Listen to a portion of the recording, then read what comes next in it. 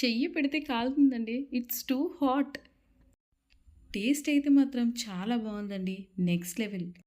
కానీ బిర్యానీ ఎప్పుడు ఇలా వేడి వేడిగా తింటేనే బావుంటుంది. మీరేమంటారు? కామెంట్ చేయండి. కుక్కర్ వేడెక్కిన తర్వాత సరిపడే ఆయిల్ వేసి, కావాల్సిన మసాలాలన్నీ వేసి, సన్నని సెగపై వేయించి, జీడిపప్పు, అలాగే పచ్చిమిర్చి వేసి వేయించుకోవాలి. కట్ చేసి పెట్టుకున్న ఉల్లిపాయలు వేసి దూరగా వేయించుకోవాలి. ఆ తర్వాత టొమాటో వేసి మరి కాస్త వేయించుకోవాలి.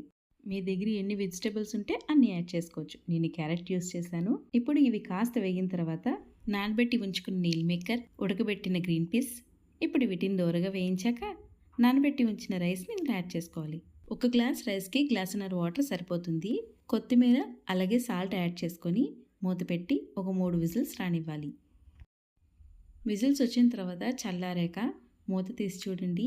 వేడి వేడి బిర్యానీ భలే వచ్చింది కదా, పొడి పొడిగా.